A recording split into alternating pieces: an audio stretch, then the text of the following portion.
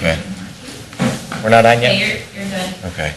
I'd like to call to order the special meeting of the Sylvania Township Trustees on July 26th, 4 p.m. Call the roll. Mr. Haddad? Here. Mr. Genowine? Here. Simcoe? Here. Mr. Mahoney is absent today. Yes. Kind of as a on-the-fly move, I think we're going to bump Tarda up first. I think most of the people might be here for that, and you promised it was going to be brief. We got to do the pledge first. Oh, yeah, Pledge of Allegiance. Okay. I pledge allegiance to the flag of the United States of America and to the republic for which it stands, one nation, under God, indivisible, with liberty and justice for all.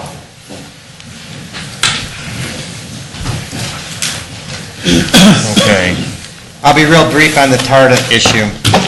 As I looked into the whole amendment that gave us what we can do with TARDA, I'd like to get it still on this November ballot, so we have one more meeting before we have to have that sent down to the Board of Elections. In reviewing the cost that we spend at TARDA, I have a cost from a private company for about the third of the cost of what we pay to TARDA right now, annually. This would give us 5 buses in the township, and they would serve just the township, but I mean, they would lap over into the city for anybody who needs to be picked up at the edge here and do business, like if you live right here and you want to go to Myers or something, they'll take you to doctor office and everything. The maximum cost was $733,750. The buses, he has maximum price of $350,000 for 5 buses, but the price would be cheaper from a company that does this regularly for $250,000, and it would be subsidized through a federal grant. But we have to get that on the ballot, and if it does pass, we have to have the application in before November. If we do not use that grant money, if we do win the grant, we don't use the money, it would still go back to them to use somewhere else. But it was going to provide transportation for everybody. The stop would be in the mall, and then the whole township. So we wouldn't provide service for anyone anywhere else. It was a 12-hour-a-day operation from 7 a.m. till 7 p.m. He said the hours could be adjusted down the road. It'd be a third of the levy fee that we pay to TARDA. We'd have to put that on the ballot to see if the residents want to approve that. But it would eliminate TARDA. Do you have anything you want to add or ask any questions? What company are you dealing with?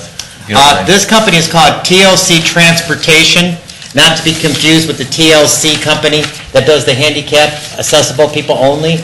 That company, I've heard a lot of things that weren't great about. They want to still meet with me. I told them I would. I talked to another company. They wanted almost as much as TARDA's charging us. I said, it's out of the question. I says, we would just rather stay with TARDA.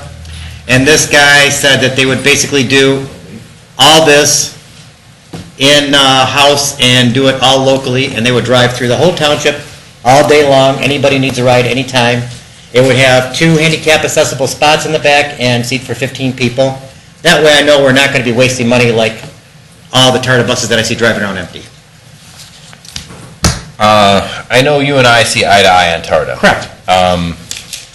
The only couple issues I have is, first off, if we do put it on the ballot, we are kind of rushing it. And that would give us a 6 months before we can opt out, before TARDA lets us out. Which would be June.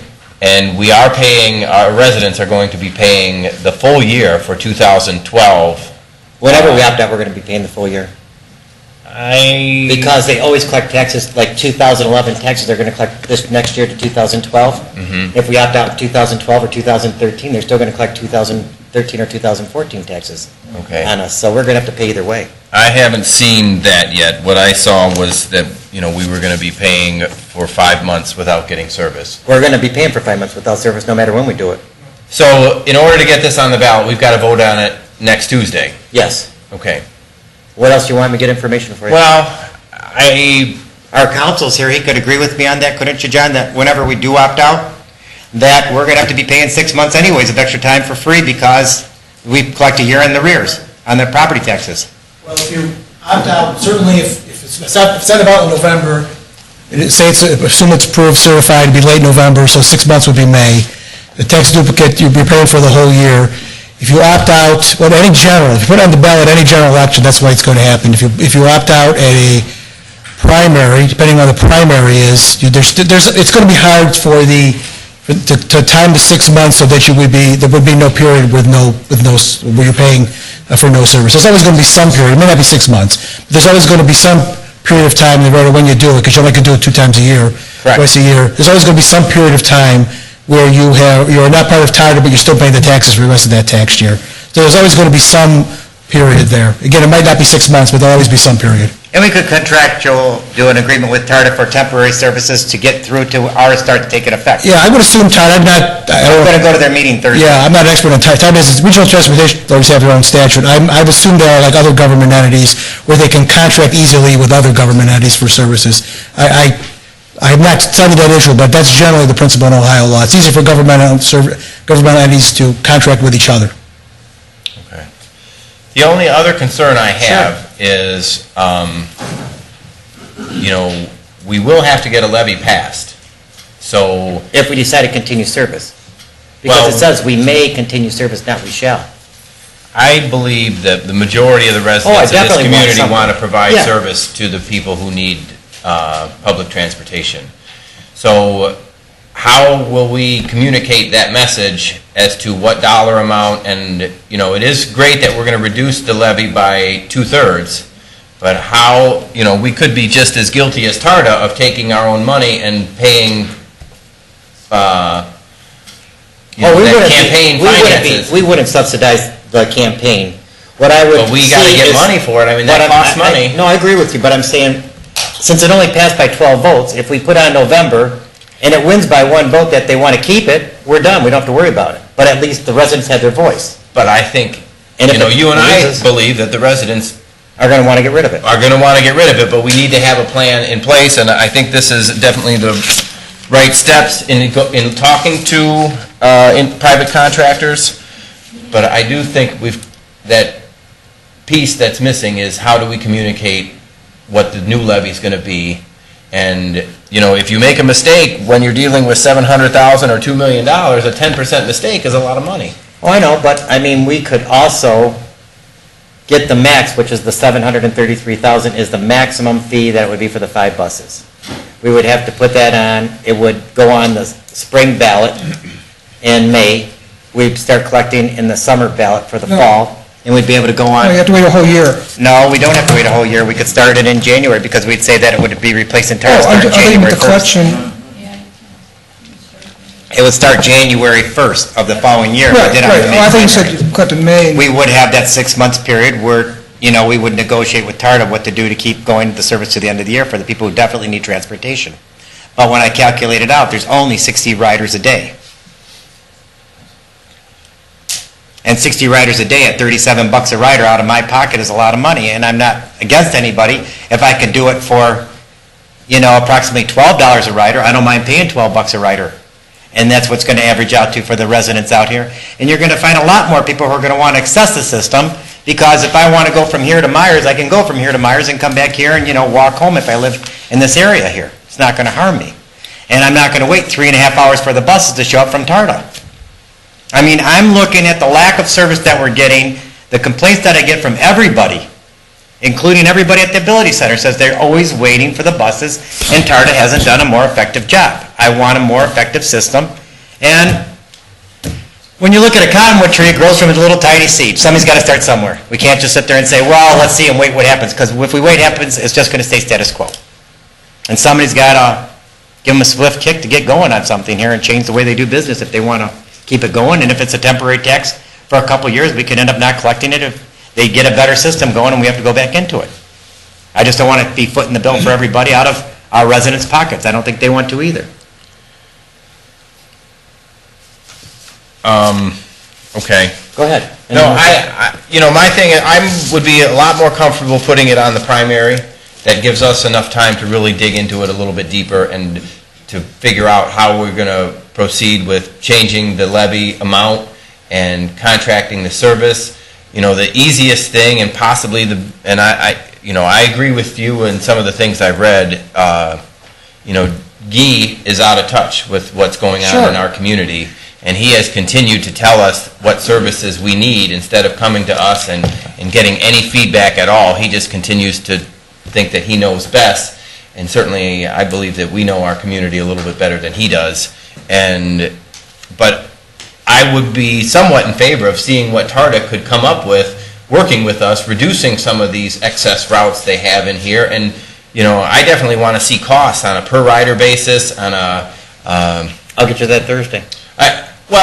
you know, I don't think TARDA keeps track of it properly. The majority of what they keep track of is miles driven, and that's great for their drivers and things, but it's not for our residents who are paying over $2 million. So I think there's a lot of details that need to be flushed out here, but I do think you're on the right track, and, you know, whatever, if we can get things done in this short period of time, but again, I just worry about making mistakes when we're under a timeline as close as we are. But Well, my I'm all biggest for fear it. was too, remember when we had the last discussion with Mr. Gene came here and spoke to us? Yes, And he promised us that he would be back to show us his plan. yeah. And like I said, he's just like a typical politician coming around election time for more money, but not back to show us the plan. And I I'll find didn't- out if he's got a plan Thursday. And I didn't like what he put in the paper, saying that, you know, we're not even going to be able to vote on this because of the 90 days. He should be wanting to come out here and work with us in any way possible. Right. And I agree with you there, that there's probably some changes that need to be done down at TARDA before we'd even think about it. Whatever communication I'll get, I'll make sure it's on right, and I'll have it in your mailbox. Okay. All right. All right, let's move to the zoning issues. Doesn't anybody in the public get a chance to comment on what you guys just talked about? Pretty important. Well, we were just doing a brief discussion on TARDA. Do you have something? Nobody out here gets a chance to. I'm saying, do you want to say something? No, I just think what you're talking about is interesting, and I just thought, there's quite a few people there. Is anybody gonna agree or disagree with you before you go on to the next issue? I think most people here are talking about the PUD. I think, aren't you all? Well, but Who you want, asked. anybody who's here about TARDA besides, you know, the people that are regulars? Now that I'm here, on the TARDA issue, what guarantee do you have that the prices that you were Sir, quoted for the sir, service? could you go up to the mic? Absolutely. Kevin, are we going to Just unravel two this? statements for just a minute. Brief Okay. minute, is that okay? Yep. Because we're going to be here. Need for your the name, TV sir? part. Chris Hamady, And how do you spell your last name, Chris? Hamady. Do you have any sort of price schedule for the services that you're going to be contracting out? Is it going to be, and I how, can get you a copy of this when we're done. that'd be with great. it. Thank you. No problem. I've got a big mouth, so I don't even like, my name's Mike Crowe. I just wanted to agree with what Kevin's trying to pursue, that I've always been disappointed to see a lot of large, empty, well, maybe one person, mostly empty buses around. And, you know, as long as you're coming up with a new system that's less, less effective, I think you should go ahead on it and not go slow at it. I'm going to get you a copy of this too for you, okay, Mike, when we're done here with the But we meeting? all know that mistakes cost twice as much as doing it right, and we're not... I didn't hear anything that sounded like a mistake. He's got a company that said they'll do it at less of a price and meet the needs of the people that are riding. And are you familiar with that company? Or, I mean, I think there's a lot of variables at play here, and before an organization as large as Sylvania Township makes a move, we need to make sure we've got all our bases covered, is the only thing that, you know, we're trying to discuss here, and that's what the trustees will be working on in the next 2 weeks. Really, 1 week, I guess. 1 week. I'll have all the information you need, because I know that I like to move fast, but it's like this. I mean, you get a box from Best Buy, and it's got a desk in it, and you're almost done putting it together, you say, oh shoot, I forgot part C, and you're on Z. Well, you can go back there, maybe take out the whole section of B and put in C, and then put it back together without screwing up the whole thing. You're going to have problems with no matter what we do to try something, but unless we try it, then we might as well just leave status quo alone and just be complacent and do nothing. Well, we're not saying that, I but know. sometimes when you get to Z and you've got to go back to C, you've got to tear the thing whole thing apart. apart. And then Yeah. you're costing time You're and right. money and everybody, that we need to get it right, is the only thing that I'm saying. And I'm just and by saying, doing it a get it little right. bit, I agree with you there, I agree with you there. It's just, we both agree, but we have a little bit different approach on how to get Correct. there. Correct. And both of us wouldn't take a bus if it... No. So, okay, moving on to the PUDs. Okay, thank you, everybody. I think we might as well go with Waterford Bank first. I think that's a lot less time-wise. So, Mr. DeWitt? You want to go make 10 copies of this? First of all, I'd like to say that this is an application for an amendment to a PUD, and as such, this is an administrative meeting. This is not a legislative action by the township. With that, it means that there are no opportunities for referendum, and that any appeals go through the courts.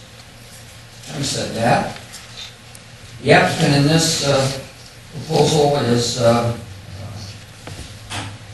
Waterford Bank. The old development PUD is known as McCord Officeplex. Property is located at 3900 McCord Avenue. The parcel contains 2.4 acres. Currently, there exists approximately 10,000 square feet of bank structure, and this structure serves as the headquarters of Waterford Bank. They are proposing to make an addition to the building of somewhere between 15 and 20,000 square feet. This will be the amendment for this development involves the approval of this attached building versus two standalone buildings that were originally approved in the PUD. That PUD was approved in July of 2005. There were two parcels involved in that PUD, and the current structure sits on the southern parcel. The issues with this development have pretty much centered around the ability of the building to be screened from the adjoining property owners. The Waterford Bank is now requesting this amendment to make this a one long structure instead of two standalone structures. The building coverage is within our limitations. There are engineering modifications going on right now. They have gone through plan review, and the parking ratios will remain the same. Probably the only thing remaining is a modification to the landscape plan that was originally submitted. I met on site with the landscape architect, and we identified some areas that I thought were of weakness in the landscape plan, some involving the existing landscaping, and then some involving the northeast corner of the building. Finally, there is one additional issue, and that is the access road around the back of this property. At the plan review meeting, originally they were proposing a stone base with a couple feet of dirt and grass over it. Do you have a picture of this? I'm sorry, Tim, I haven't even seen this one yet.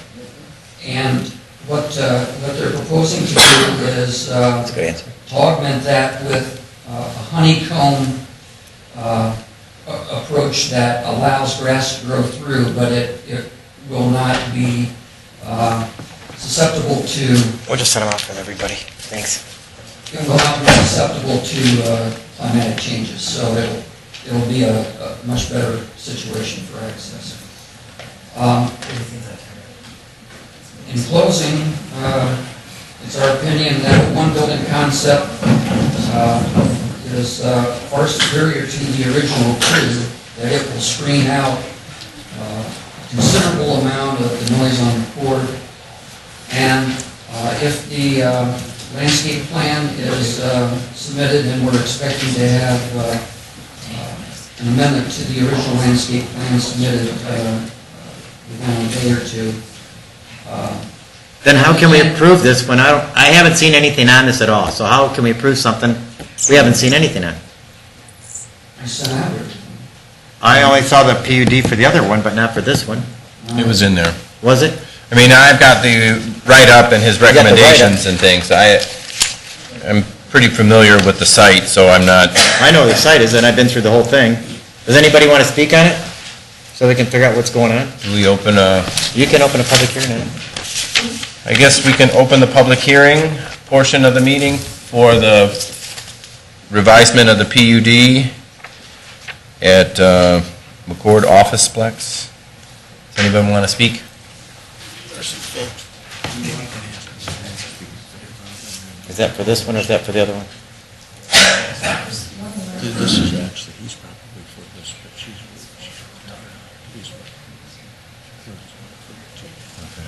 We doing this on a special meeting? No, I don't think, here's what I think we do. Let's ask them this year. Pardon? Yeah, because I haven't seen anything physical on it at all, no, I thought we were talking about one PUD, I didn't know we're doing two today. Yeah, nobody spoke against it, so this is the owner who's going to, oh, he does have those. Yeah, yep, yep. Good afternoon, my name is Sonny Hamizadeh, Hamizadeh, Polarized Design Group. The project that was referred to is noted here in this drawing. Here's the full drawing. Here's the existing building, here's the addition. The access drive that was just referred to is what we are providing back here for Toledo Edison, and if needed for the fire department. Originally, as mentioned, was stone. We'd like to use the pavers to allow grass to grow. Okay. So that's the only thing we're doing is the addition and the access road in the back? Yes. Landscaping's okay and everything then? That's one of the items It's I being- mentioned that we will revise and resubmit. That should not be an issue. Okay. The owners aren't opposed to anything, or the landscaping requirements, or, Larry, Mike, anything, no? That's fine. You guys all set? so do we have anyone here that is opposed to this project? Let's just make- Well, then let's take a vote. We'll close the public hearing. We'll close the public hearing? Thank you. Thank you. You want to move on the resolution, or want me to? I would like to offer Resolution 11-127. Yep. Resolution to approve a request to amend the McCord Officeplex and PUD Development Plan located at 3900 McCord Road. Second. Calling the roll, Mr. Haddad? Yes. Mr. Genowine? Yes. Okay. You guys can work out the details, thank you. Thanks.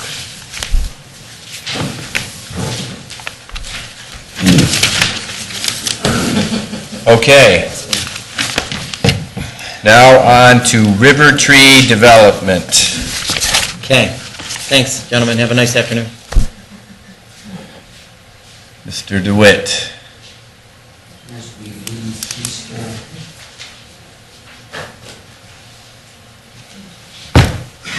On National Park. You know what, I want to pause for 1 second.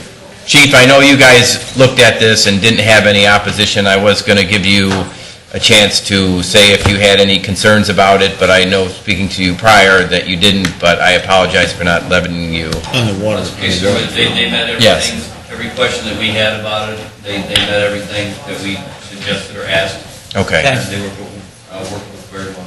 great. Sorry about that, thank you. No problem. Okay. Okay, Tim. This also is an administrative hearing for an amendment to PUD. The property is located on the south side of Sylvania Avenue, just west of Her Road and south of the intersection with Mitchell Road. It contains 46 acres, and it pretty much makes up this area right here. Okay. The applicant for this amendment is River Tree LLC. Mr. Doug Longshore, representative, and his consultant, Feller Fitch and Associates, Mr. Don Feller. The site description is an area of 41.6 acres. It slopes gently from east to west. It's bordered on the west by 10 Mile Creek, and it extends approximately a half mile south from Sylvania Avenue. Adjacent land uses and zoning to the north is large lot detached housing, A3. To the south is open farmland, A3. To the east, large lot detached housing, A3.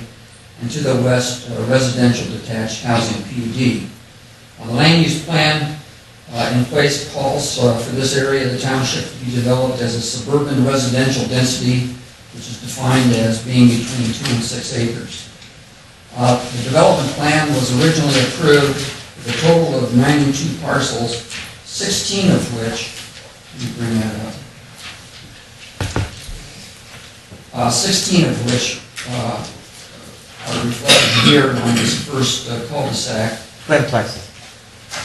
represent duplexes. Twinplexes.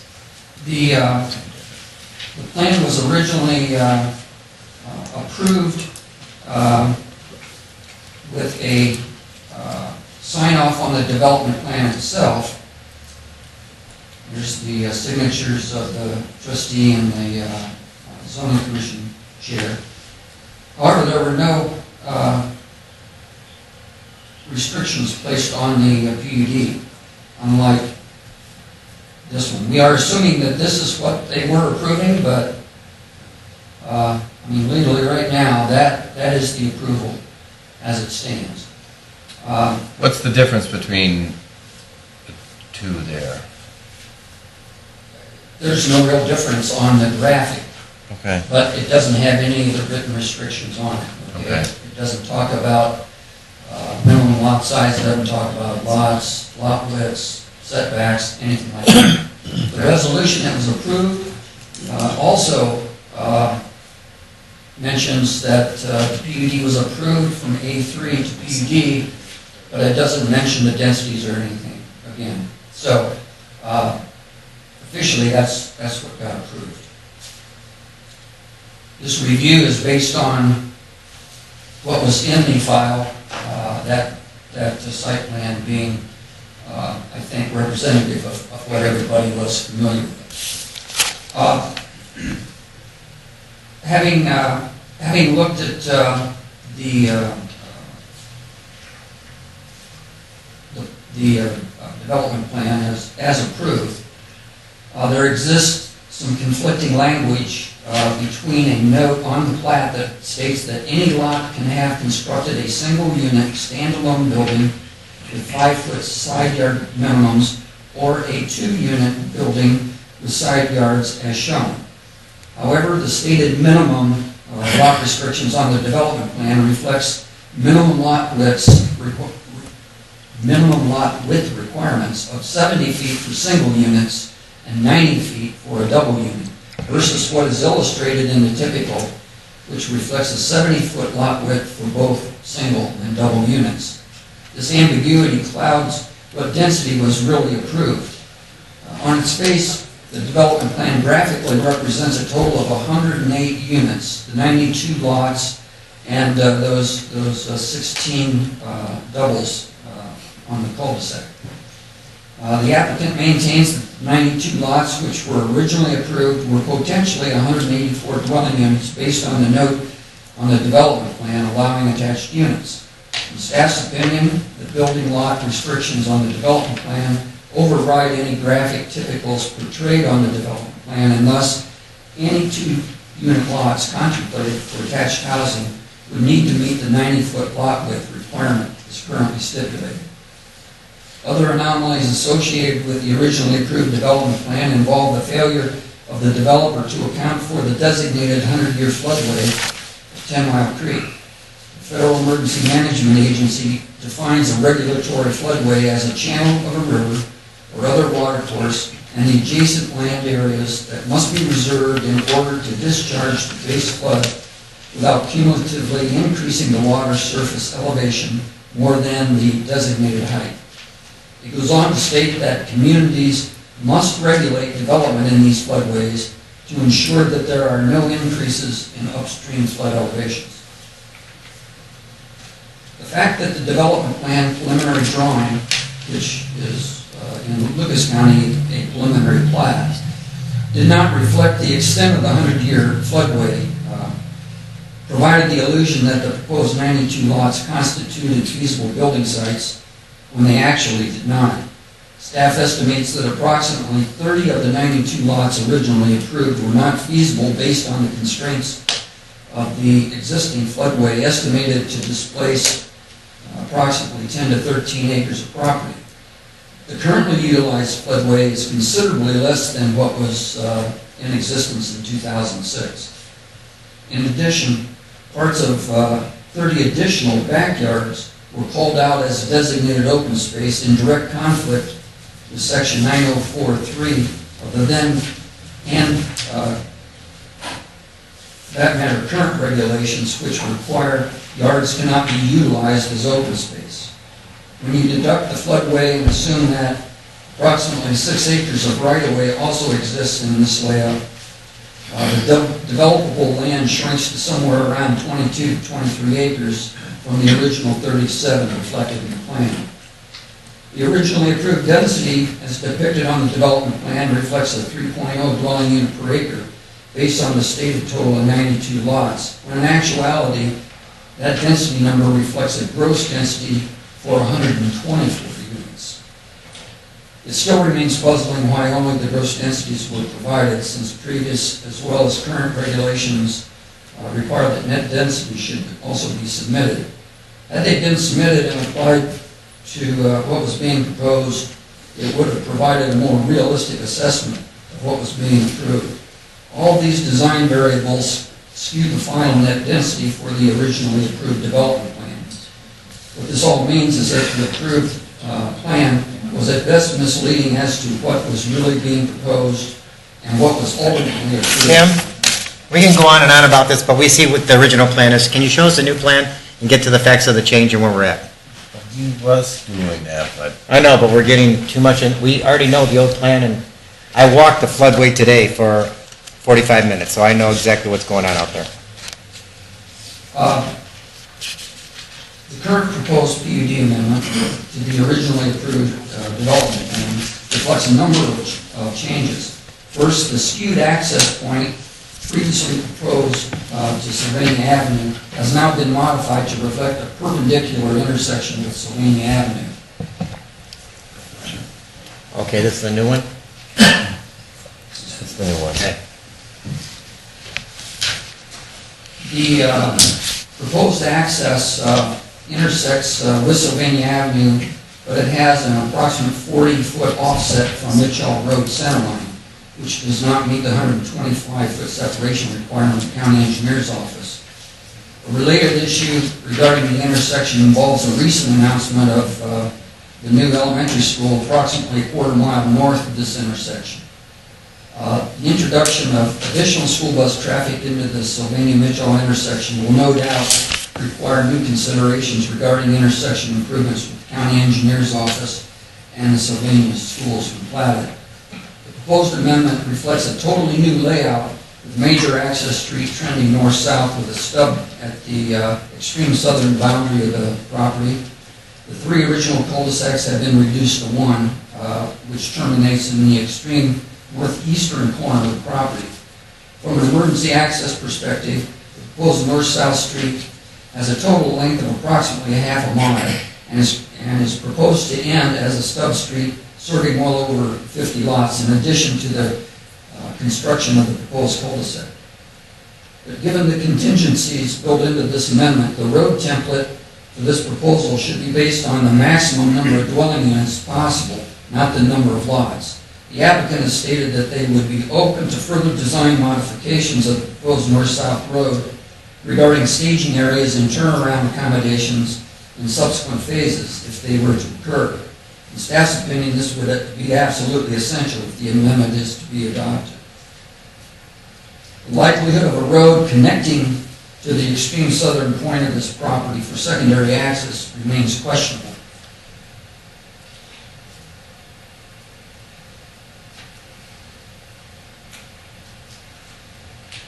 This is the property in white, and this was the former floodway. This is the new floodway, and then this is the difference between the two. Have we heard anything from the EPA on this? I called them and they haven't returned my call yet.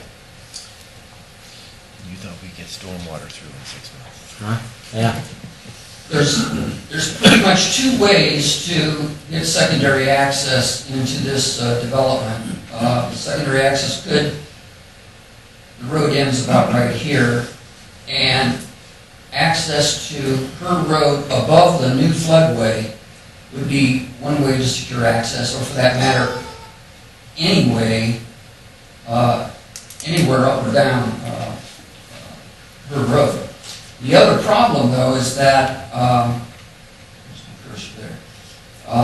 Going to the south, the floodway has expanded to probably 1,000 feet in width. So any road that would be taken to Central Avenue would have to traverse that, and there would be probably another half-mile road, a very expensive piece of road. The entire area here in yellow represents the 100-year floodplain. The floodway is shown with the dark black lines.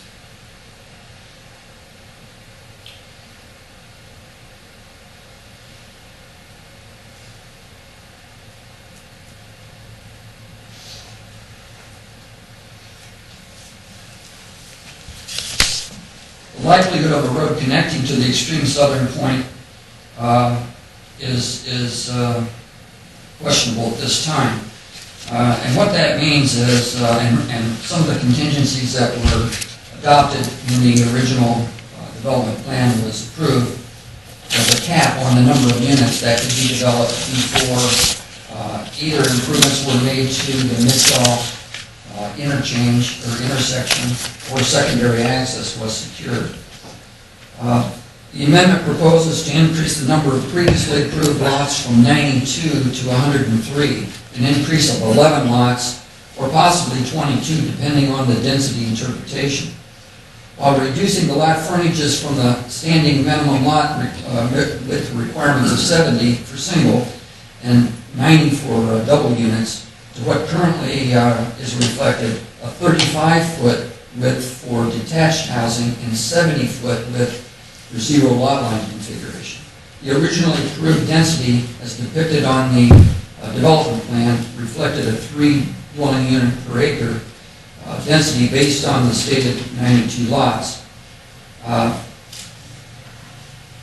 In calculating that, it's really reflective of about 125 units. Are there going to be any basements allowed on these properties at all? There's no restriction against it. Okay. I just thought of my friend Kathy's house. They still got water in the basement all in 4 feet out there in Maumee on Cloner because how they built that house. Remember that one? Yeah. She's got a creek actually. I'm going to bring up the grass here. This is a comparison of the proposals that were floating around. The approved plan is on the left, and the lot widths are shown in yellow. They're 70 to 90. The second plan, the request is for 35 for single and a 70-foot width for double, 103 lots versus 92. The minimum lot size does not change. Third one, and I'll show you that also,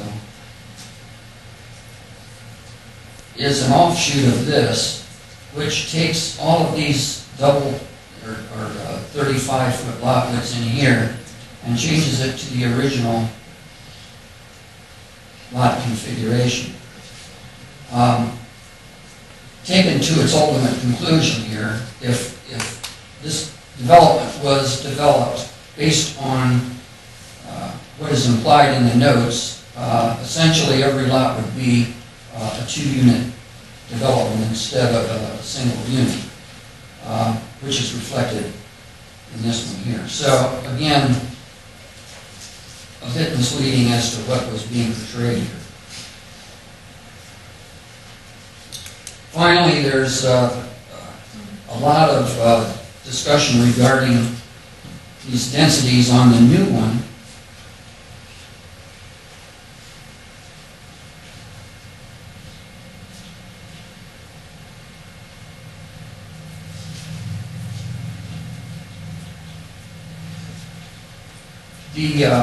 Where the cursor is flashing right now, this is what I calculated based on the open space that they had provided as the gross density. Net densities, depending on the scenario, given whether they use the existing right-of-way, they estimated the right-of-way at 10%, which we have allowed in the PUD reviews. Whether they took an estimate of 10% open space, or whether they applied the floodplain actual right-of-way and then actual additional open space that would be necessary on the east portion of the development to accommodate the detention ponds that were sited in the backyards of about 30 lots.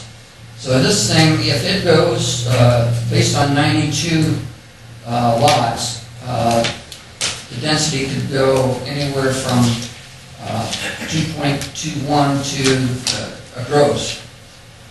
The net would be 2.49 to 4.29. With 108 units, which is the original proposal and the doubles in the cul-de-sac, you're looking at something around 5 units an acre. And if all 184 were developed, you're looking at somewhere around 8.6 units an acre, taking into account the floodway and the right-of-way. The new proposal is on the bottom, and that proposal is for 103 units. Gross density is 2.48, they say 2.5. 111 units with the duplex concept takes the gross up a little bit to 2.67. The net would go to 4.97. If 206 were built on those 103 lots, you'd be looking at a gross density of 4.95 and a net density of 9.23.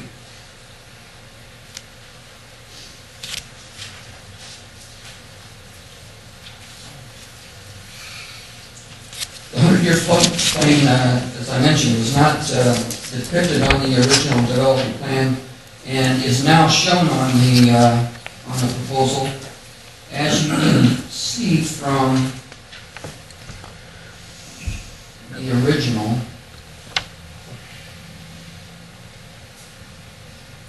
the development would probably have lost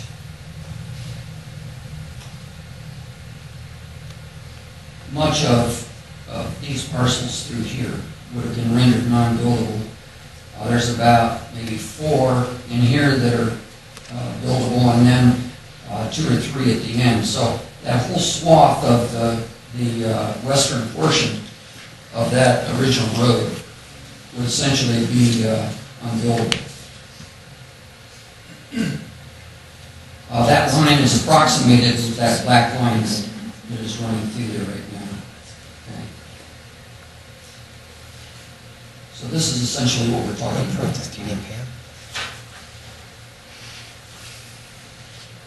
The developer maintains that the approved development plan was for up to 184 sites, or 92 by 2.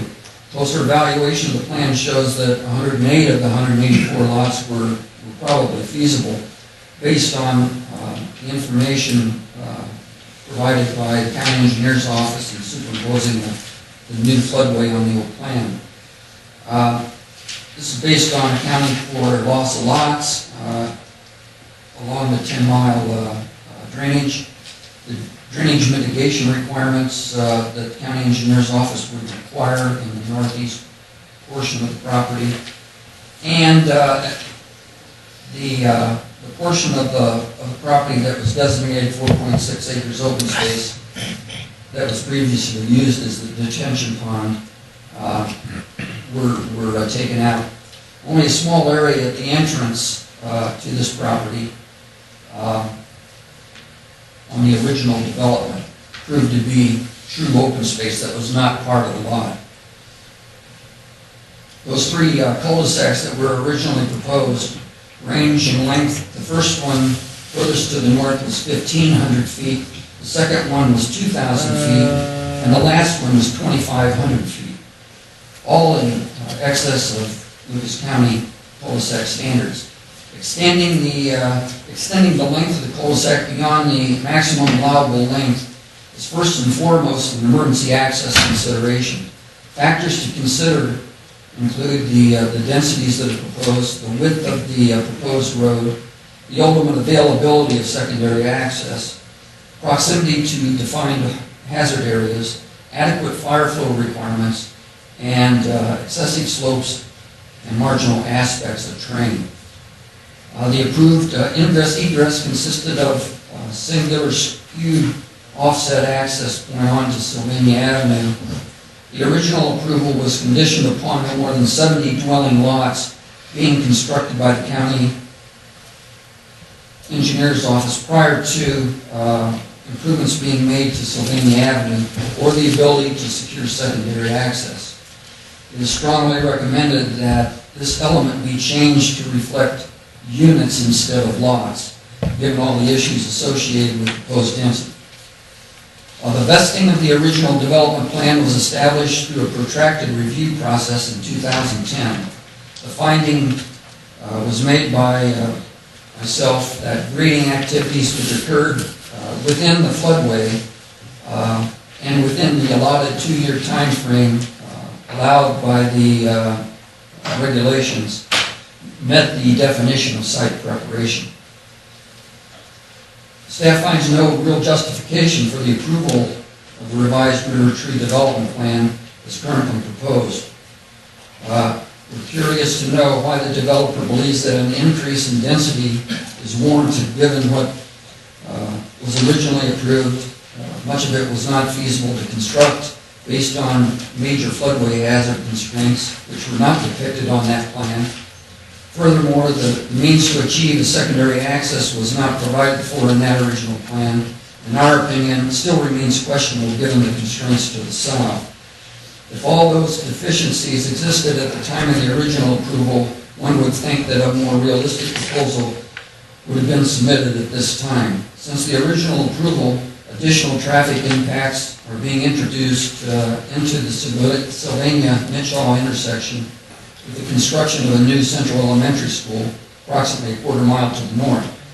If the proposed preliminary access point for River Tree was marginal in 2007, staff's of the opinion that that access consideration needs to be addressed so that it doesn't compromise safety at the intersection. Additional concerns remain regarding the issue of adequate emergency contingency planning if and when development occurs. There should be a phased emergency access plan to address all of the contingencies the fire department believes should be addressed. Finally, a denial of this proposed amendment does not render the property unbuildable. It merely establishes that the current design and the proposed densities submitted are unacceptable given the constraints of the land. Staff suggests that a more realistic proposal be considered, which better addresses the existing deficiencies identified. Based on all the information provided, we're recommending that this amendment be denied at this time. Okay. Seeing that we haven't had too many zoning request changes, do we now give the developer a chance to, Yes. and then we open it up for public hearing? Yes. Okay. Okay.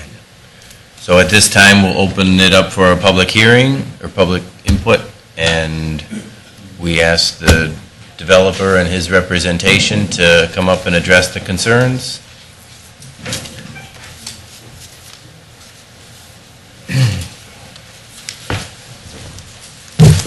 Good afternoon. My name's Don Feller with Feller Finch and Associates, representing the developer. I'm really not going to go into a lot of issues with the existing plan that's already been approved and is could be built today based on letters we got from the township. So there's another. I understand Tim's issues. I don't agree with his calculations of density necessarily, but it's pretty clear in the zoning resolution how to calculate density. It's 80% of the lot area, and that's how you calculate density. But just briefly, one thing I do want to touch base on. First of all, when the original plan was developed, they were well aware of the floodway and the issues with the floodway, and the developer spent a considerable amount of time and expense working with FEMA to obtain a conditional letter of map revision which will allow them to basically change the floodway so that the property could be developed.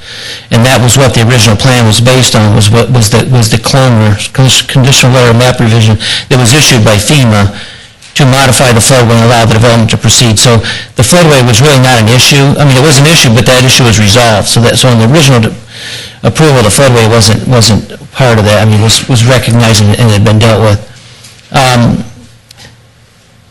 And just briefly, with regards to the 90-foot lot thing, that was a typo on our part.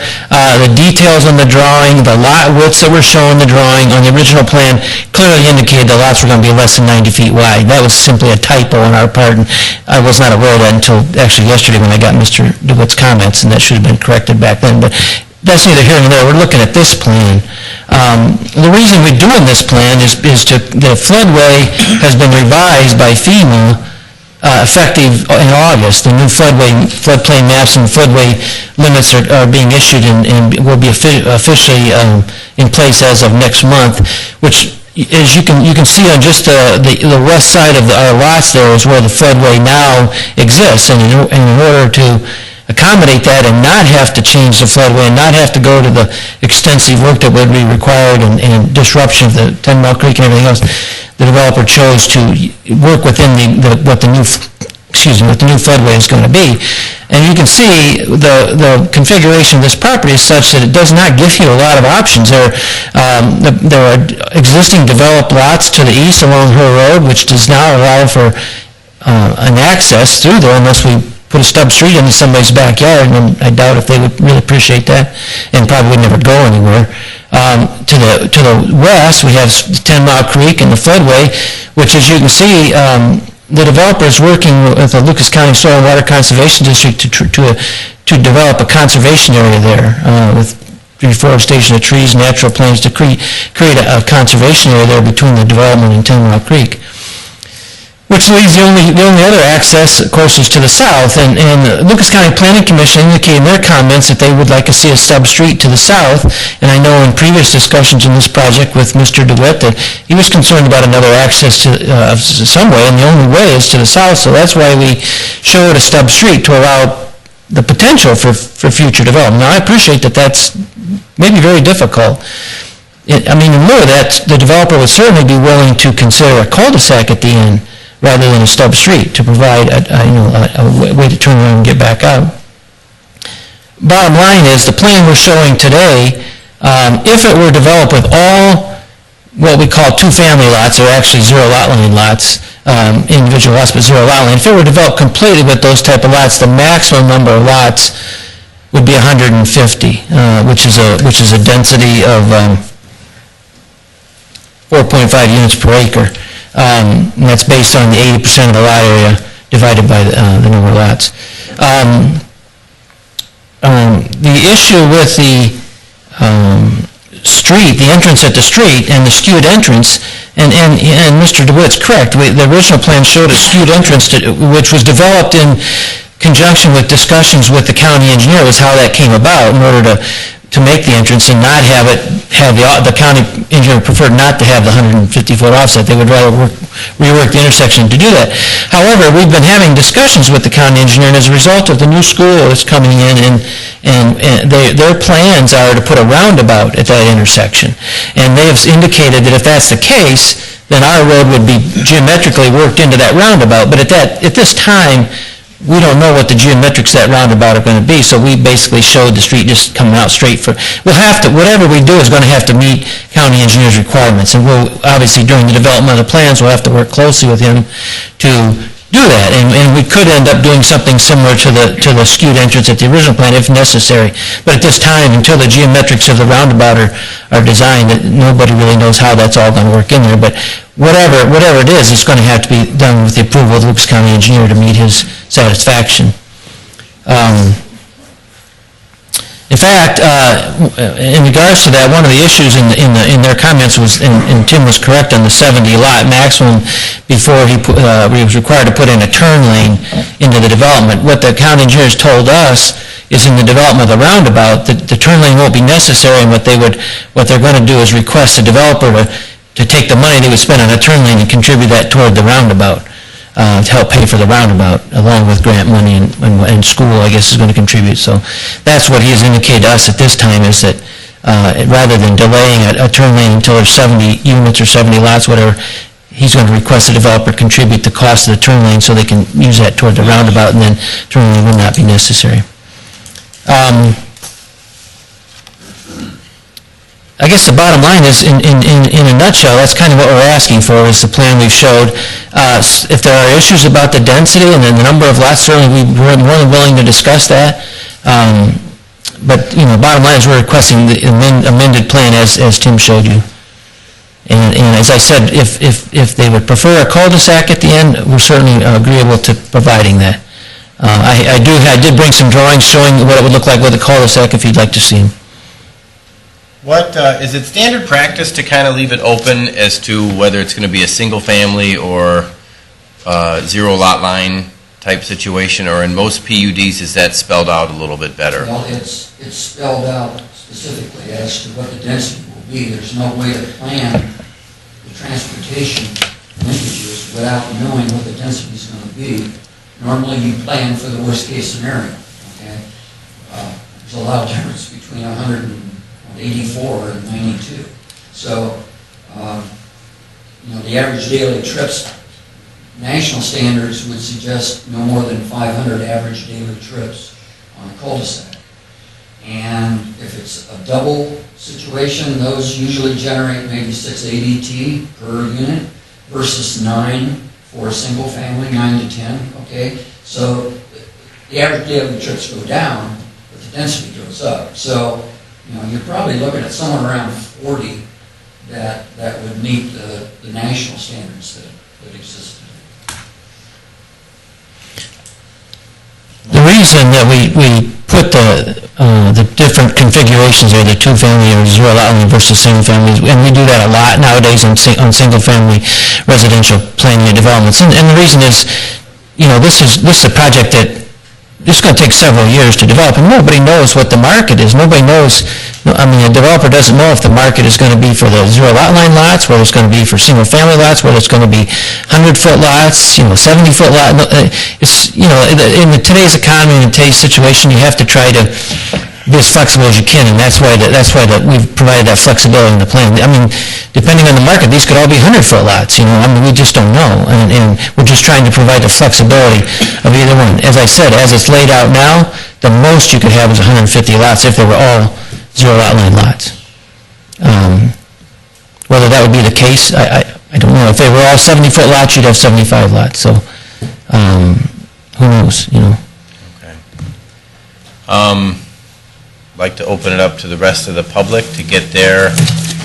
I don't know, we've got 2 people signed up. Or I guess, why don't we go, that way. Anybody in favor of the project? Wants to speak. Would like to speak? Anyone in opposition of the project? Please come up and state your name and state your address and give us your concerns.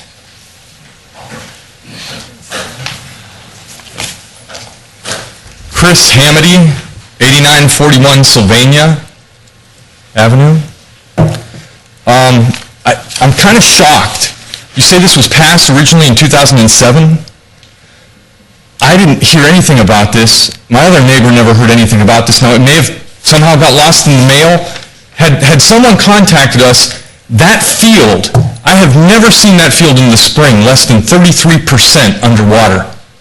I've got pictures on my phone that I'd love to email you to show everyone here of the flood from 2 years ago that literally came into people's homes.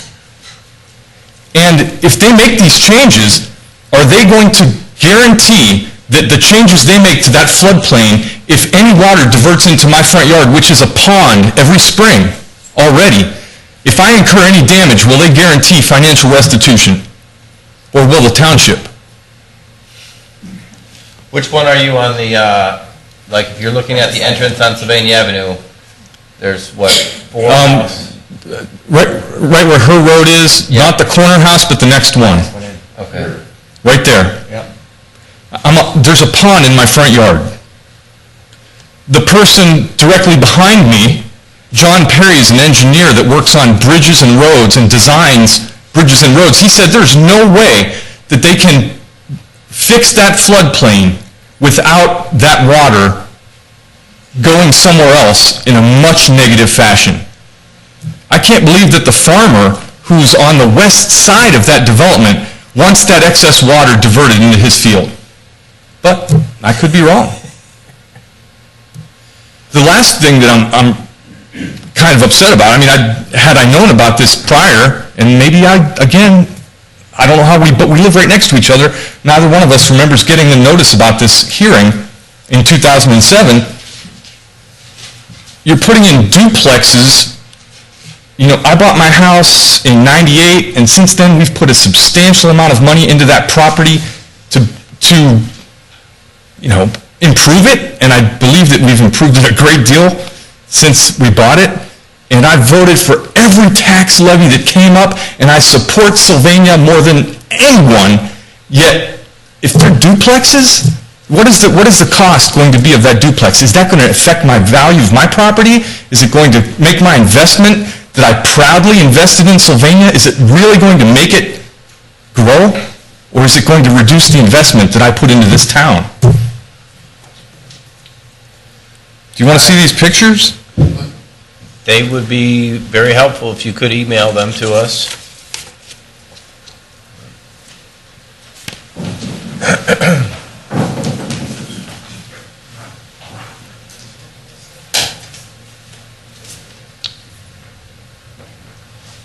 Go ahead. State your name and address. We'll do Richard Malone. I'm an attorney. I'm here for Greg and Margie Langendorfer. They are the property owners immediately adjacent to the entrance to River Tree.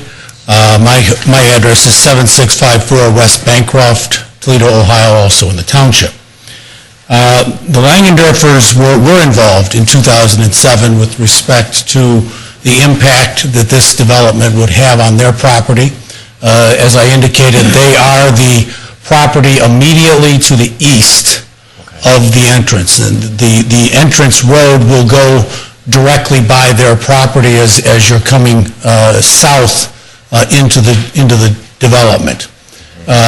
When we first, and I was involved back then, when we first reviewed this and had discussions with the developer, our concern was with the lack of any buffer between the proposed roadway and the driveway and property of the Langendorfers. The Langendorfers' driveway is located on the west edge of their property.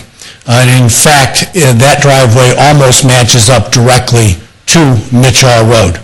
Now, the plan as it was originally presented, or as it was eventually approved, called for that somewhat diverted drive for River Tree, which made the road pull away from the Langendorfers' property, which allowed some level of buffer and some level of relief to them and their concerns.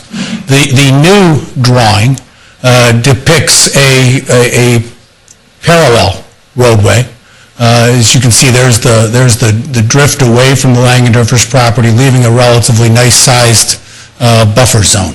The new development proposal leaves none of that. It runs directly parallel to the Langendorfers' driveway, and in fact, if you're not paying attention, you could find yourself coming off of Mitchell Road into the Langendorfers' driveway rather than into the roadway, which is, of course, a concern as well. And with the planned construction of the new elementary school to the north of the existing junior high school, we know there's going to be additional traffic, not only bus traffic, there's going to be car traffic that's back and forth to the school. So the density of volume. Now, today is the first time I heard about a roundabout, and I hesitate to even think how that roundabout will impact my client's property, because it is sitting, as I indicate, directly along the entrance from where Mitchell Road stubs into Sylvania Avenue, and if there's going to be a roundabout, presumably it's going to be in my client's front yard to some degree. In any event, our concern is the Langendorfers accept the fact that there's going to be a development in this property at some point and that's not they're not here to protest that, but they are concerned about the change in the proposed roadway and the impact it will have on their own property, the privacy they enjoy out there, and the risks associated with the increased traffic and the way that road is now being configured to run directly adjacent to their property and along their driveway. Okay. Thank you. Thank you. Mr. Levine? No. Anyone else in opposition of the project? Oh,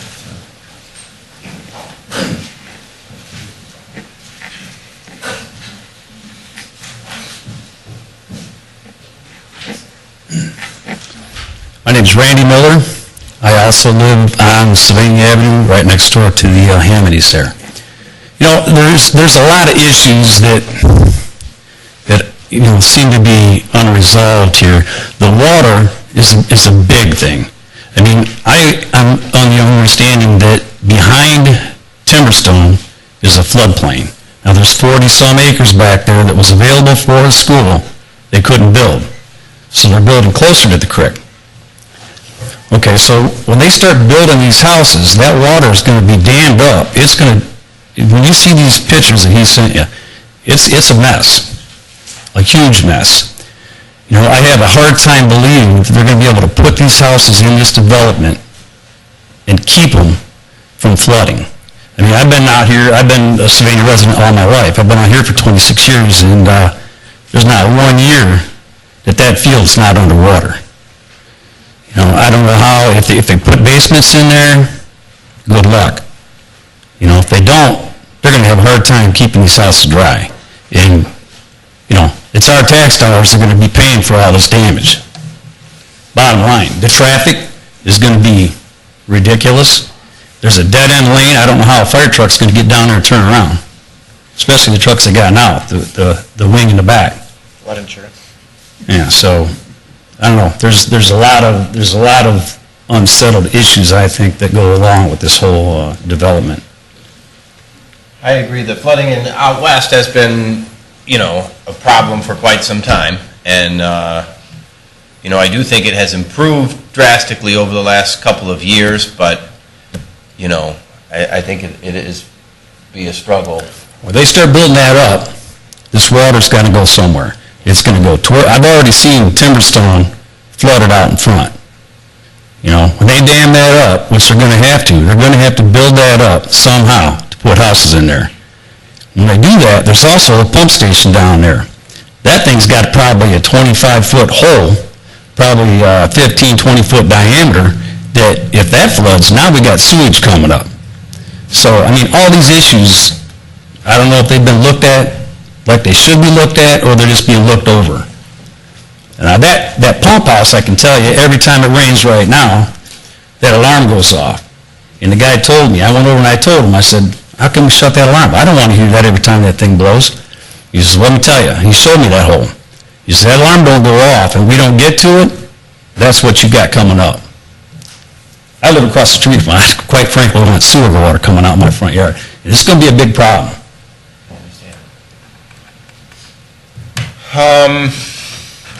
One of my biggest issue too is with the county and even the township now getting involved with the school district to put that roundabout in there. Like, I'm just trying to conceptualize or trying to anticipate whatever issues or problems we might have with a street that comes in on a very difficult angle. I mean, if you were heading eastbound on Sylvania and making that turn, you'd almost have to go around the loop full time before you could make that turn. But again, Kevin, do you have any questions or concerns? Well, I walked the property today. I saw the angle of the floodway that comes up off the ramp here. Tim, zoom in on that a little bit. Not out in. There you go, buddy. All right, I'll get my head in here. This whole area all the way up into here was where it angles and slopes up. Then there's a big dip in the middle here which floods, what you guys are talking about. And when I was walking all this area here, I'm concerned that if we do build this up and they do construction here, it's gonna flood way into this area, it's gonna flood their front yards. If we get a bad rain, it's gonna get into Penny's house, is gonna be flooded too up there because I saw their ponds and they're low right now because it's been drought, but I mean, you get a lot of water, it's gonna really do a lot of damage. I'm not opposing to developing it. Would like to see it developed in a manner that's going to be consistent because we're going to have liability as a township. That's my only concern. And then if we allow the development, because right now the way the PUD's set, and you know, they build on it the way it is, I mean, Doug's going to, we could get sued like crazy from everything, and not just because of him, it's because it was just not done properly. So I do agree with some of the changes. I would like to see a few more things work, especially, the chief's going to agree with me too, no turnaround for a fire engine at the end. And we're going to be stuck because the ladder truck won't even be able to back anywhere around to get out of there if we had an emergency. So those are my only concerns. So I would recommend to us right now not to deny it, but to work out the details with Doug on the property and get the things all set up so we can move forward on it. Come on up, Doug. I mean, and we could get this worked out because I know it's going to be developed when, where, and how, because it's already been approved to be developed. Let's just try to get the details worked out. I think everybody else can agree with that, can't you? So it's not going to flood your homes? I'd love to see the pictures so that people can see the amount of water we had in 2009 because it's substantial and significant. Oh, I know. He has them. I sent them to him already.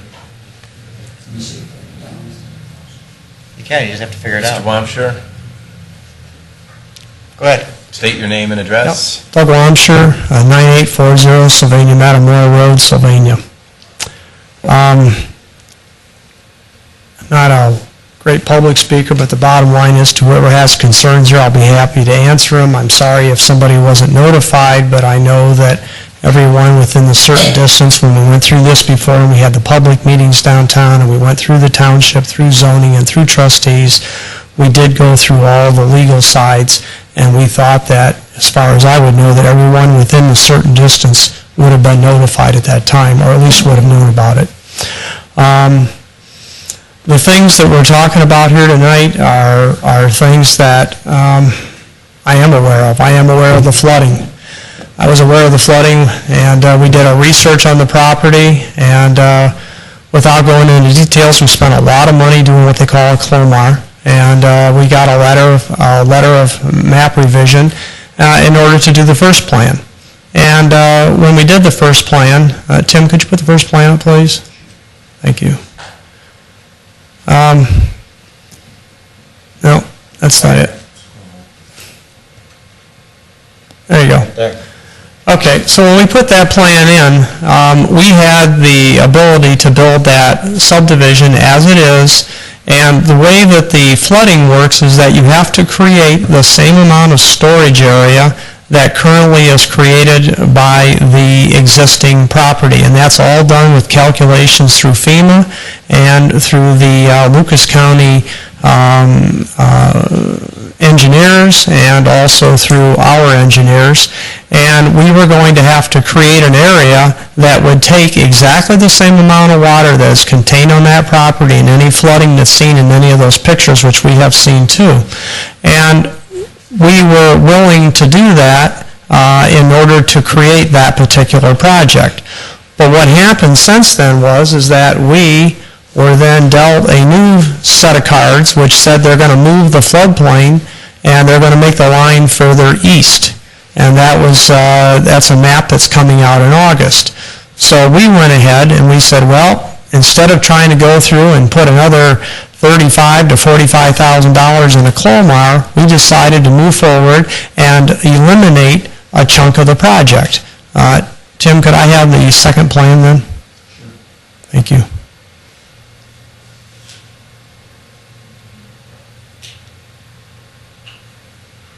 There you go.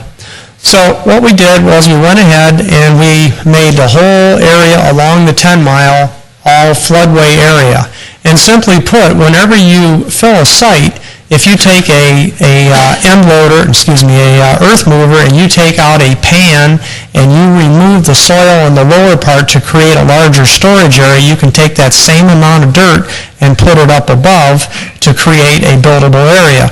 We're not going to change the area as far as how the storage capacity, but in what we are doing, we're not changing any of the flooding capacity of the area. So if we take a bucket of dirt out of the lower area and we put it up above, the bucket of dirt down below then creates the new storage capacity. But all that has to be approved by Lucas County through the engineers, and it's a cut and fill that is created. Don can address it better than I can. But then what we did was we now have gone to less lots. Before we showed 92, now we went to 75 70-footers, or as the plan could be shown. And the only reason we showed those smaller lots was because under the new way that you have to finance, instead of having 2 lots on a single lot for a two-family, and I think someone asked about the value of the two families. The ones that we have in our projects currently range probably a low of about 160 up to and including 450,000 for a half of a two-family. But we don't know if the two families are really going to be what we want, so we were just showing that strictly as an example. More than likely with Park Place, and with what's available at the Village of Woodstreams, and what's available at 2 other subdivisions, including, I'm trying to think, the one west of their water side, the likelihood of 2 families going in here and or villa style is probably going to be very small. And if they did go in, the only reason we showed the first bank of it, because normally you're going to create a pod within a subdivision, and that pod would either be the first part coming in or it would be the last part towards the end. You just don't mix them. The only place we have that is in 12 Lakes, where we have single family and 2 families across from each other. We do have that in 12 Lakes, but that doesn't happen very often. So our idea was to either put them in the very beginning or to put a group of them at the end. And as far as the number of them to be put in, if the number of residences concern someone, the boxes to the right that was approved before would give us the ability to do 150, but I don't mind going on record of saying like 110. That way it gives us enough to do a cluster of 2 families. So I don't have any problems. Yeah, those are the boxes up there on the right. It shows either a single family at 70 with 5-foot sidelines, or it shows the 2 villa lots. But because we have to show them as single lots now under the financing requirements, that's why it's shown. But those boxes that come in on the PUD plans are the boxes that give the ability to change the lots to either 1 or 2 family. And what we didn't want to have to do is come back in and go through the whole process again with another plan. So I will go ahead and just go on record by just saying that the maximum would be 110, which would give us enough to do some villa lots in there if that happened down the road. I think that Dick asked about the buffer next to the house. We're still willing to put all the buffer in. The reason we showed the area that we did for the buffer next to the Langendeffers at the time was that the county wanted us to align the road with Mitchell, and not necessarily with any other reason, but they asked us to angle it, and you'll see the trees that are depicted along the edge of the road. They're a long stand of maples. So we were waiting, and we just showed the road going straight out for now, but it still comes down to the subject of the control of the Lucas County engineer. It is being suggested or told to us that there's going to be a roundabout built in that vicinity, and that this road would then have to, under their engineering concepts, would have to go into that, either the roundabout, which I doubt, or it would have to have some configuration to be able to allow it to work with a roundabout, which is fine with us. We will do whatever. I hated to tear down that long-standing row of maples if we could help it, but if we have to, we'll cut them all down.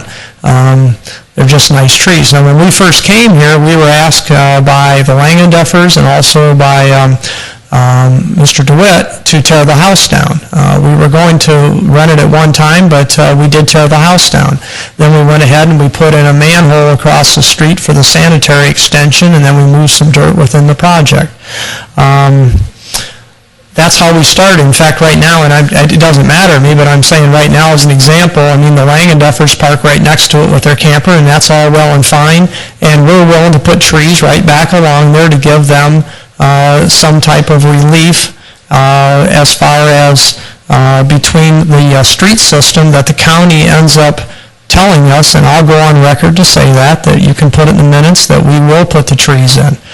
And as far as the fire department, I'm not sure what they would like us to do, other than the fact that I know that the new hook and ladder does go around a standard Lucas County 120-foot radius cul-de-sac, and we are happy to either one, put, according to Lucas County, a stub street to the south and make provisions for a turnaround, or we will be happy to build a standard 120-foot radius cul-de-sac similar to all the subdivisions that are currently in the Sylvania Township area.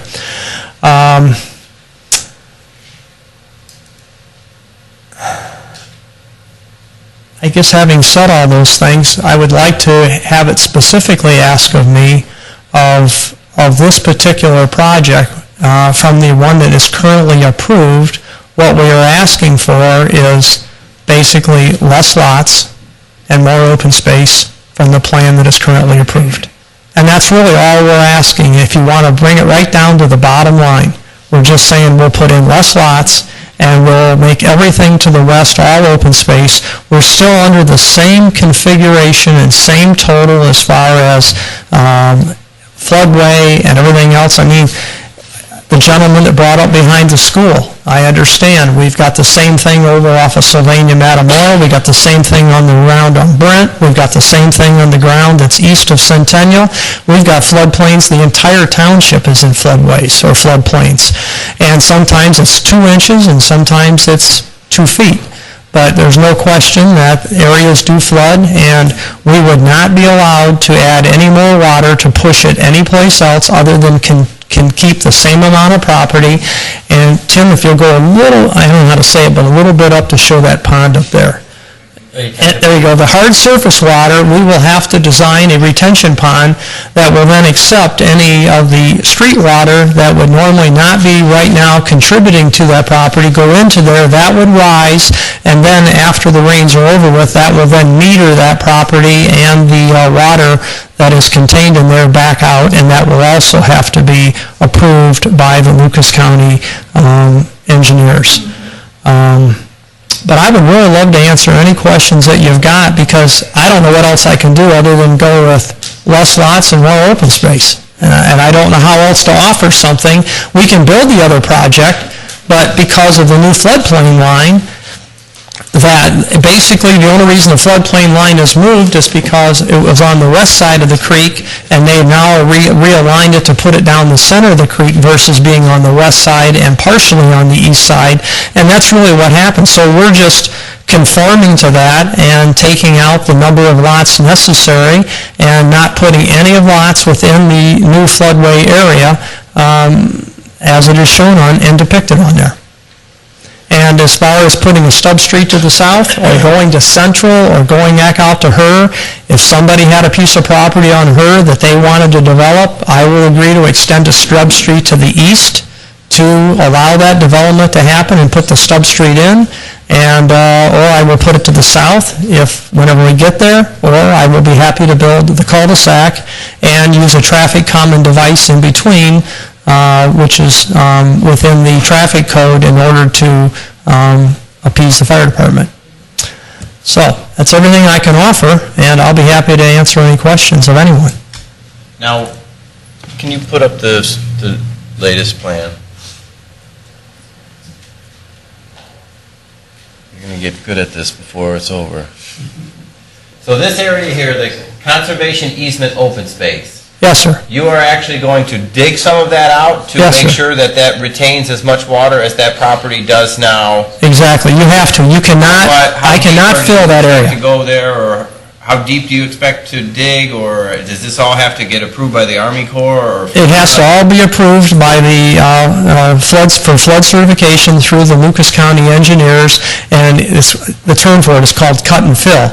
But we can't bring dirt in from other places and fill the top part and leave the bottom part alone. We have to, if we want to fill something here, we have to take it out here. And that's the way that works. It's called cut and fill. So that's what we do. We take dirt out of one area that now accepts more water. And as an example, when the 10 mile, and there's someone here, I don't know if I should bring names up or not, that worked very hard on cleaning, helping to get the 10 mile cleaned, and now that the 10 mile is cleaned, that changed everything, and it's cleaned all the way to Brent Road, and we took out some massive log jams all the way to Brent. And that does change that area drastically. But still, though, we cannot create any new flooding within that subdivision. We have to remove dirt from a lower level in order to place it in a higher level, or basically called a cut and fill. And that would all have to be worked out through Feller and Finch and through the Lucas County. And is there anybody else we got to do that with? No? That's it? Okay. I wasn't sure if we had to go to FEMA or not. And as you see the lots that are coming in, it would be our intention to start with 70-foot lots and then see if the market, it may just be the one cul-de-sac that becomes a two-family, which we could do a nice little entryway on each side with just some villas, or we may go down to the other end. But that's where they would be. So as far as the number of lots, if that seems to be the concern, I would go down to 110, just to use a number. Richie? Richie Levine at 3753 Her Road, and if, Tim, you drop that, I'll show you where we're at. We back up to it's like a piece of bread that looks like that's our pond. One more over that one, the square pond. Yeah. We realize that lot's going to be developed sooner or later. Doug's been gracious enough that he's met with us and our next door neighbor, and we've went over this, not only this, but the other plans. And he's been up front with us, and we know something has to go in there, and we don't oppose that. Some of my other neighbors are too busy running their businesses from their homes, so you can't get a hold of them. But we're not in opposition to this. As long as he meets all the requirements of Lucas County and FEMA and everything else, we're happy with the development. So I just want to say that in Doug's behalf. Thank you. Yeah.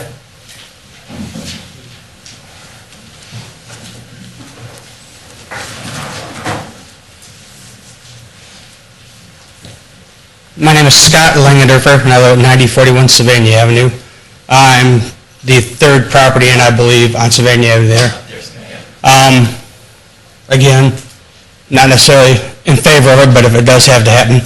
He put a landscaping buffer in on the east side of the property where all the single dwelling houses will go, but where the double property or the double family properties along our backside, there's no type of buffer. We're just curious about possibly getting some kind of landscaping buffer in there.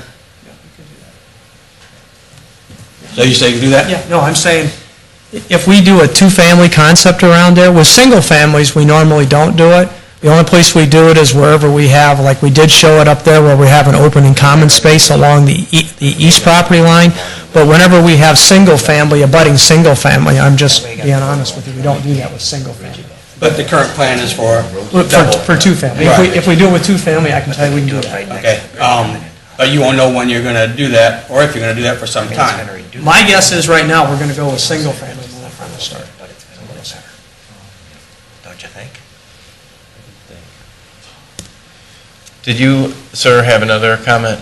Yeah, number one, I resent those pictures, they should be there. Number two, what I understand about water is, just like the Mississippi, if we border it off and keep it from going into its natural floodplain, somewhere, somebody's going to be affected downstream.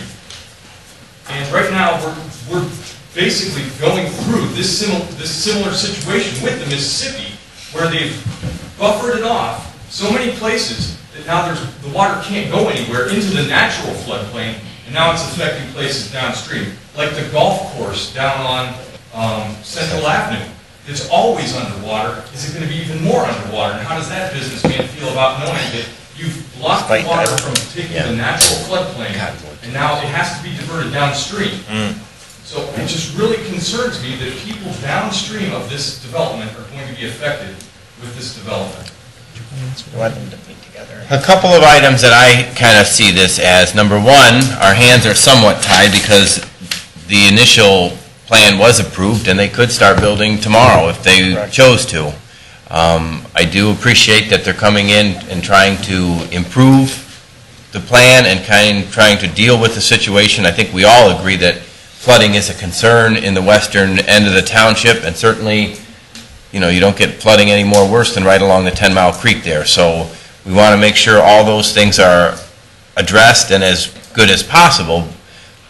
But again, with our hands being tied that there's already something approved there, you know, I don't know if it, again, only been in office here a year and a half, and during that year and a half, the building industry hasn't really brought us too many zoning plans, so I'm a little bit here in foreign territory and just trying to figure this stuff out as we go here. But I don't know if we put this off on a vote until we get some of the more details in terms of what happens if a roundabout goes in, and I certainly would be interested in seeing the capacity of the property, of like how much water could it hold if a flood did come in, and how much water can you expect, because I remember a 4th of July out there that it took me you know, about an hour and a half to get home from my parents' house on Mitchaw to my house on Sylvania Avenue here closer to Holland, Sylvania. Because the flooding, I couldn't get down her road. I couldn't get down Central Avenue. So, I mean, it is a concern, and I think the township has taken a lot of steps to help alleviate those problems, but we don't want to start building them back up to have those problems resurface again. Tim, can you scroll down to the bottom picture real quick, and I'll be brief. It's right up here, if that's right. The bottom one, with the less density.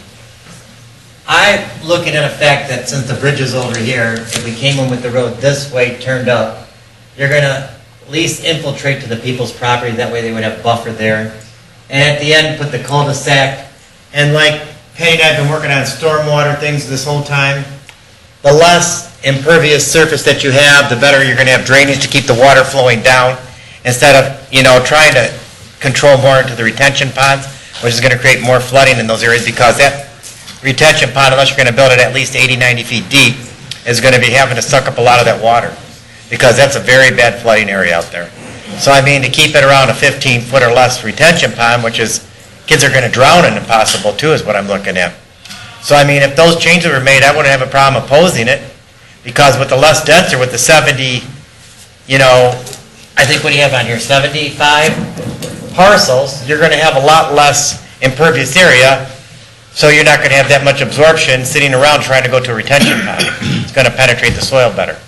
That's all I'm looking at, because I don't wanna end up like my friend Kathy's house out in Mount Clover, which has a flowing river through her basement. Still from that house, that's been a nightmare years ago. Well, that's what I'm afraid of, and I'd like to know who's going to guarantee financial responsibility if that stream overflows and comes down the road into my house. Who's going to guarantee financial responsibility and save my house? That's why I'm saying if you have the least amount of density, you're gonna be better off with that not happening. You're just telling me what you want to do.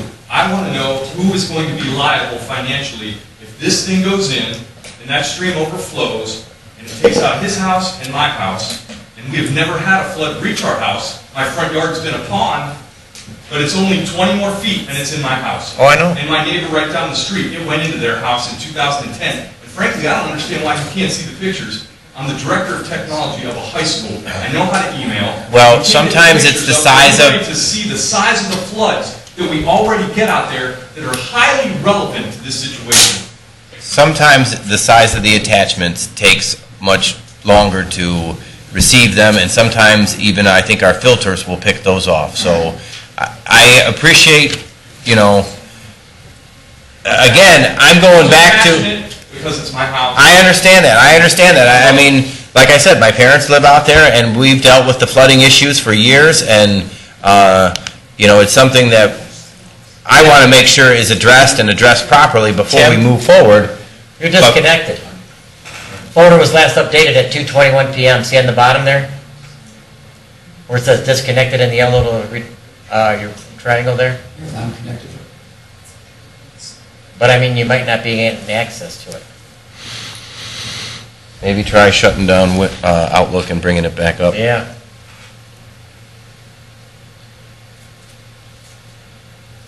Or refreshing. Would you guys be opposed to making the few changes that we've discussed here in terms of, well, first I'd like to hear from the fire chief in terms of what, Mr. Freilich. Or Mike. Deputy Chief Mike Freilich. Our issues appear to be taken care of. We are asking for a second access road based on a fire code that allows us to access or ask for a access based on potential impairments. And we're thinking worst case scenario. Again, a flood could be a impairment there.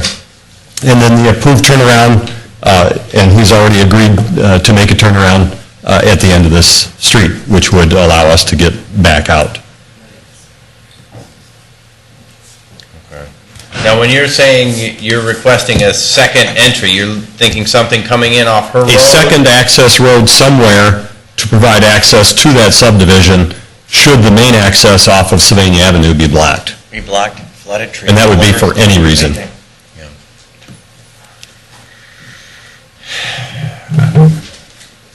Okay, thank you. You want me to address that? Please. Briefly. The only way I can address that issue is this, is that there are a lot of houses along her road that are all on large parcels. If at any time, anyone along there would like to develop their parcel and figure out a way to put their parcels together, any configuration, I will make it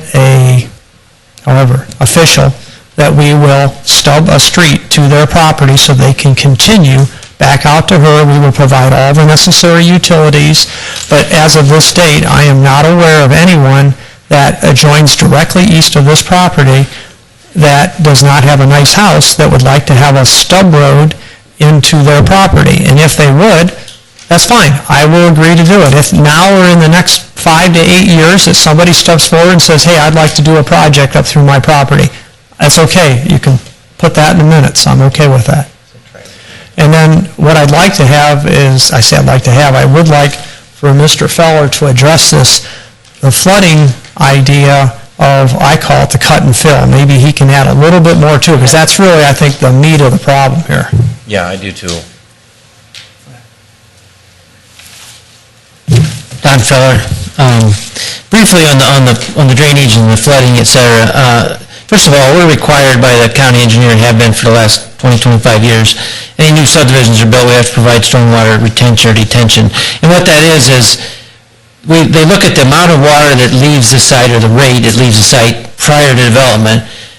After development, we can't allow the water to leave at any greater rate than that. So what we have to do is store it in a retention area, detention area, outlet, meter it out at a rate no greater than what it was before, so that no additional water, we don't just dump all the water in when there's a storm. So we don't increase the amount of water during a storm from what it was before through the retention detention. As the other thing, as Doug mentioned, it is possible to do a cut and fill in what would be the floodway area and to offset some of that. We can do that too. The really thing I want to point out is that probably the vast majority, if not almost all, of the subdivisions built in western Sylvania Township have been built in floodplains. This is not the first one. The one across 10 Mile Creek was built in a floodplain. That's normal. You're allowed to build in a floodplain. You're allowed to fill a floodplain. But through FEMA, Lucas County Engineer, it's all allowed. But the reason we can do that is, but we cannot build in a floodway. And the reason we cannot build in a floodway is because the floodway is the area or the volume required to carry a 100-year flood if all the floodplain is filled. That's why you have a floodway. So that floodway is designed to carry all the water in a 100-year storm if all of the floodplain has been filled. That's why they have a floodway. That's why we can't build in it. So that is, inherently is set aside to hold that water. Is there flooding out there? Sure, there's flooding out there. There's been for many, many, many years. In fact, a couple of years ago, in 2009, you mentioned we had very unusual number of very heavy rainfalls, which, I know Central Avenue was flooded, as you mentioned, it was very bad. I mean, that happens, but that's just the nature of Lucas County. But as far as this subdivision or any other subdivision, number one, we have to provide retention, so it can't add to the flooding. Number two, we can't build in a floodway because that's there to carry that flood water. Does that mean floodplains don't flood? Sure, floodplains flood, that's why they're floodplains, but that's an elevation issue, you know. Yeah. Yes. Just one more question for Doug, real quick. Yes, sir. I just kind of interested, is this going to be, or do you have plans on this being a project? What kind of project? No. No, I can give you the kind of projects similar there too. Maple Creek, Edgewater, Woodstream West, projects where the houses will range for somewhere between probably a low of around 220, 230, up to and including 320, 330, 340, depending upon the house. But I mean, that's the type of project is envisioned. That's what goes on 70-foot lots. If we go to larger lots, because of the fact that we've got all the natural terrain back to the 10 mile behind us, my hope is maybe if our market comes back, I'd like to enlarge the lots to get them up to 100 so we could go to side load garages, which would in turn then have larger houses and less lots. I'll be the first one to look at you and tell you I've been through, since '69, I've been through a lot of economies, but there has never been one like this one, ever.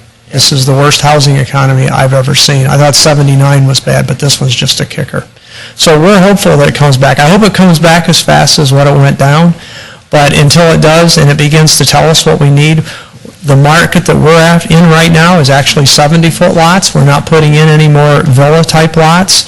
And and then the other end of the market is the houses that are basically being constructed right now, 500 and up. That's really the two markets. So there's that middle market just doesn't exist right now. Making the changes and come back to us. I know you have access for the fire. Yeah, I know you're probably not going to be thrilled with us, but I think it's the opinion of the board, if you could make those changes, we will get you back in as soon as possible. And I know there's a 10-day thing, but notify us when we've got the drawings and everything spelled out a little bit clearer. Could you make specific for Don so you can tell us exactly what you want me to change? The turnaround, number one. I would like to know the water holding capacity of what you would plan there. And I know that probably has to be a calculation that you have to work with the county. The other thing I would like to see is the entrance with the cul-de-sac. And I think that Lucas County engineer, or not with the cul-de-sac, but with the roundabout. Okay, I've got to start right there and just say, there's no way I can make those guys do that. I can do everything but make that entry happen. I mean... No, Keith Early can put that on the drawing for you. They're not going to do it yet. I don't mean to be argumentative. I cannot make the county move. I can't do that. I can do everything within my control. I mean, we might be able to help them along. We're just now in the process of submitting for our grants and things for that intersection.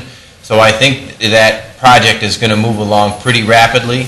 And, we can make sure that the county works with you.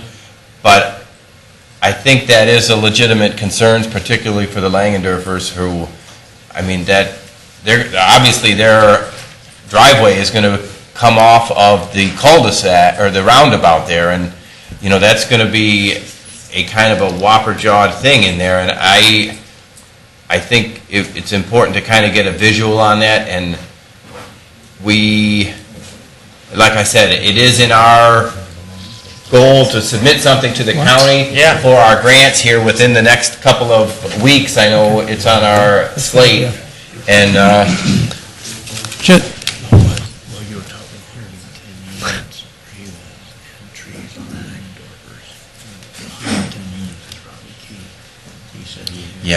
and add on there too the 110 units that was mentioned in terms of the. Well, we'll just say 110 units because I don't know where they will go. But I'd like to get that stuff on the drawing, and so we can avoid this type of, I mean, I think Tim has spent a lot of time on this, looking at, and again, we kind of all stepped in it with this thing being approved, and I certainly acknowledge the fact that you could start tomorrow, and there's not a darn thing we could do about it, and I don't think any of us would be any happier about the situation. I do think what you're doing here is an improvement on what was there, and we certainly appreciate that, but there's a couple of variables that if we could nail down a little bit tighter. And we'll get to early about that turnaround for you. All right, because I'd like to come back, and the reason I would is that it's going to take me 90 days, 60 to 75 days to get drawings. It's going to take me 90 days downtown for approval. And if I go 30 days, I'm being put right into December again. And it's really a killer. I'm just being honest with you. And if we're going to do this, and we can get some guys that could be interested, if I can do the 70-footers, which is what I'd like to do, and I can show them a backup to the 10-mile, and for the Langenduffers, and I would be more than happy to even go on record as saying that if this roundabout causes them a problem, I will go ahead and grant them access into the side street coming in off the subdivision so that they can basically then create a wall, because I know what's about to happen to them. They're actually just going to get headlights all the time in a worse situation. So if they wanted to plant the front of their place, I will agree to give them access right off of our main road system going in. Okay. And that would help them. Yeah, I do think they're kind of in a bad situation with the changes that are coming and the bus traffic, and everybody is out there. Yeah, but we can all work together to do it. Exactly. Okay, but and you've been a good person in the township, and, all your developments, I think, have appreciated, and they're, John, is there any way that we could possibly put a little pressure on the county to get that drawing of a Try, see if there's preliminary roundabout? drawings, and maybe we're just asking for like a preliminary. Yeah. I will call them tomorrow. Thank you. And we've got to have 10 days before our next thing, so we can put it on our Next August agenda. 16th? Yes, August 16th agenda. August 16th? Yeah. Well, we'll have that to you, but the only thing I can do is I can't control this cul-de-sac thing. I'm sorry, this roundabout. And we'll take, We're not worried about the we'll take roundabout. We'll worry about that responsibility to from get our that thing moving. I'm sorry. Yes, sir. We make sure that it does address the configuration of the access road. Right now you've got it running parallel to. I'm willing, yeah, but I don't have any, Dick, I don't have any say over it. It's whatever the county tells me, and I'm willing to do what they say. Well, you have it approved on a looping. Yes, sir. And the reason we did that because it aligned with Mitchell. Yeah, and we'll do that, but I'm just saying, my problem is I can't tell them where I'm going to put the road. They're going to tell us. I would prefer not to cut all the trees down, but if they tell us we got to cut them down, well, I got to cut them all down. I got to have a certain, I think it's like 150 or 175 feet. Once that comes in, it's got to go like this, and then it can turn off. I'm looking at your first drawing, and your Right. drawing of the approved. Yeah. You could lay that into your current drawing.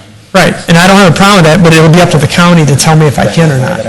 However they tell me I got to commit is what I will do. I was hoping. Okay, thank you. Okay, we'll One be of the back. things that we're going to do is we're going to listen to the recordings here and kind of go over, if you do put the two-family in that small cul-de-sac, that you'll agree to put trees in.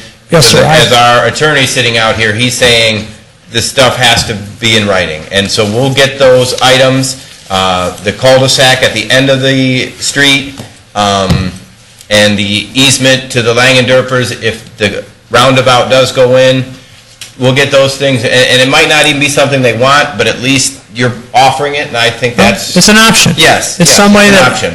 All I want to do is, like I said, I'd just like to know which project I should build. That's what I'm really trying to do. We're with you. And we, like I said many times, we appreciate you coming in here with a better plan and things, but obviously there's neighbors that still have concerns. Like I said, we'll go through and listen to the minutes and look at everything that we think we'd like you to address. We'll email that to you and Mr. Feller, and we'll get you on the August 16th agenda. Okay. And we'll keep this thing moving for you. All right, and to all you neighbors that are here, if any of you have any questions and you want to call me, it's easier to do this way. My number is 885-5687, and you can call me and I will talk to anyone that has a question and try and address it. That's 885-5687. Thank you very much.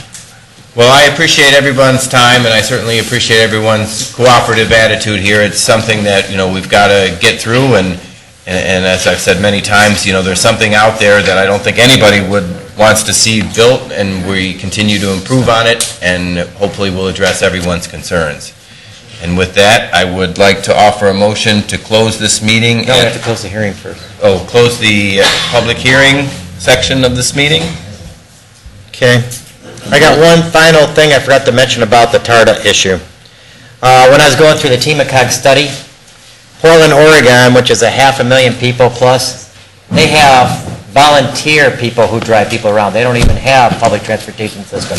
So I'm just saying, that's another thing that they were saying was a very good system to utilize in a community like ours, but that wasn't going to be able to happen. But I just wanted to bring that up because Coming from an insurance side of things, I don't think volunteers... Oh, I know, but I'm just saying... Quite, there's a lot of liability and things. Oh, definitely, but I was just saying that that's what they do there. Yes. I just want to give you a heads up on that. I appreciate it. Okay. I would like to offer a motion to close this special meeting at 5:51. Second.